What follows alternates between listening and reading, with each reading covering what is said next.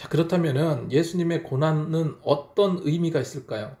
예수님이 당한 고난은 어떤 고난이었을까요? 첫 번째로 예수님의 고난은요, 기도의 고난이었어요.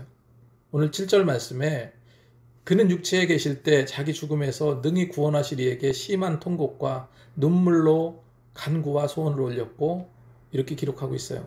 예수님께서 심한 통곡과 눈물의 기도를 드리셨다. 얼마나 고통스럽고 심한 통곡으로 기도하셨는가. 마태복음 26장 37절 38절 말씀에 보면 베드로와 세베대의 두 아들을 데리고 가실새 고민하여 슬퍼하사 이에 말씀하시되 내 마음이 심히 고민하여 죽게 되었으니 너희는 여기 머물러 나와 함께 깨어 있으라 분부하셨습니다. 예수님은 마음이 심히 고민하여 죽게 된 상태에서 기도하셨어요. 죽게 된 그 지경에 기도하는 것이 그리스도의 고난이었습니다.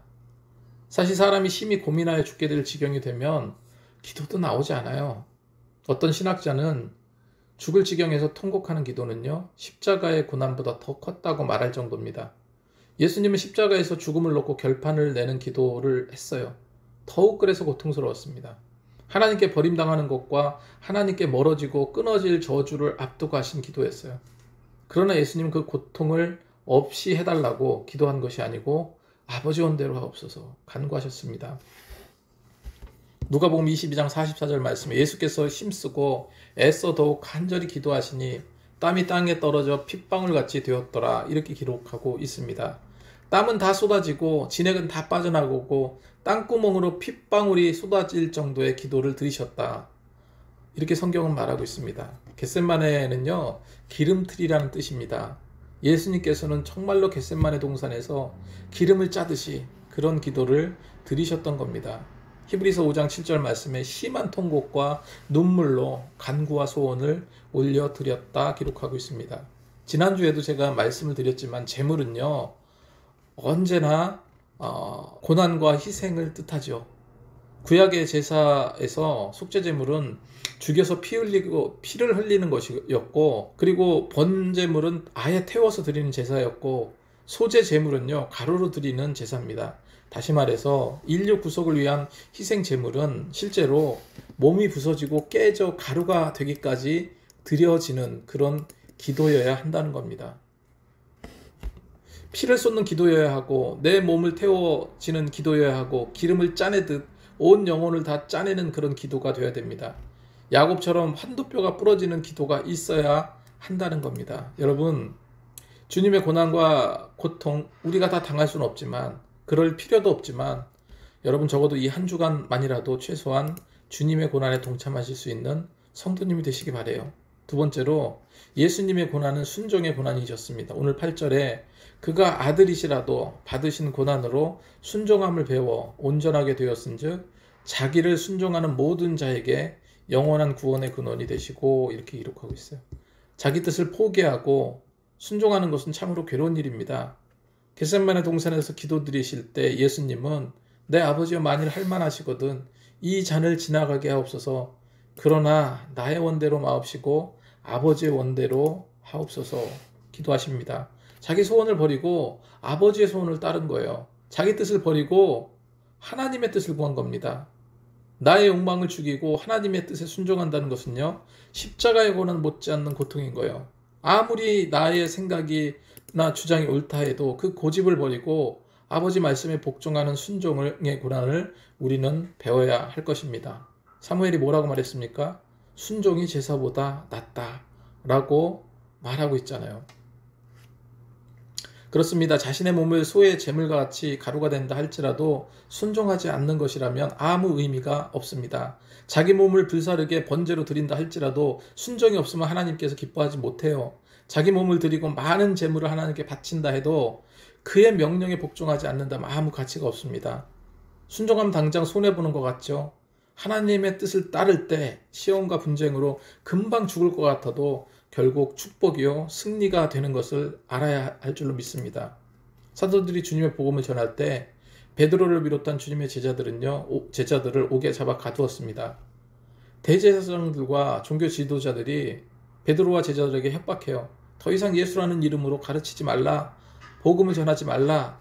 그러나 베드로는 담대히 말합니다. 사람보다 하나님께 순종하는 것이 마땅하다 하면서 조금도 굴하지 않았어요. 보고 들은 사실 우리가 어떻게 없다 하겠느냐.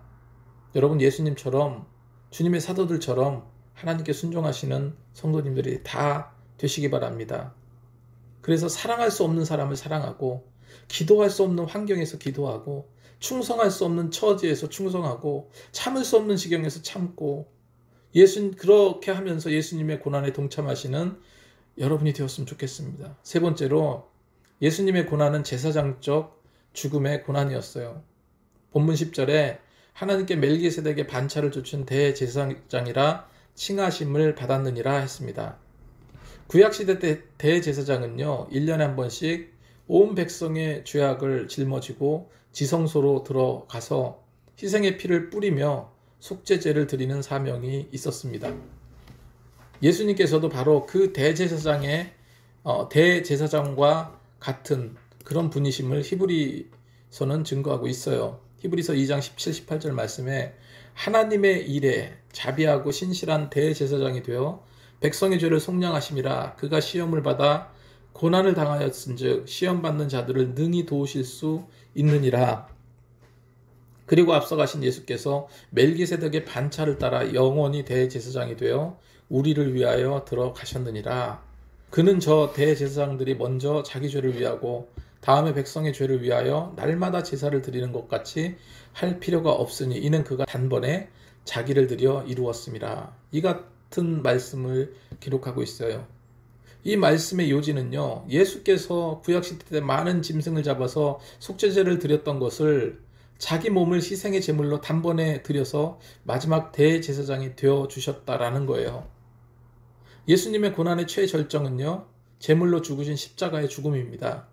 마지막 최후에 엘리 엘리 라마 사박다니 하면서 부르짖었습니다. 바로 하나님을 부른 거예요. 나의 하나님, 나의 하나님, 어찌하여 나를 버리셨나이까. 그 절규하시는 순간이야말로 고민과 고난과 고통과 이런 최절정의 순간입니다. 인류의 죄를 지시고 버림받은 죄인으로서 몸은 깨지고요, 심장은 파열되고 조롱당하고 멸시받으시며 죽으신 거예요. 사도 바울은 예수님께서 당하신 이 고난을 생각하면서 내가 이제 너희를 위하여 받는 괴로움을 기뻐하고 그리스도의 남은 고난을 그의 몸된 교회 위에 내 육체에 채우노라, 이렇게 고백을 하였습니다. 오늘 종료주일입니다. 그리고 고난의 한 주간을 맞이하게 되어 주님의 고난에 동참하는 한 주간이 되기를 간절히 소망합니다.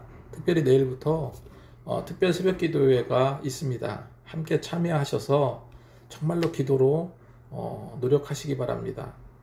노력하는 한 주간이 되시기 바라고 기도하는 한 주간이 되시기 바랍니다. 그래서 다음 주에 정말로 승리의 부활절을 맞이하시는 저와 여러분이 되시기 바랍니다.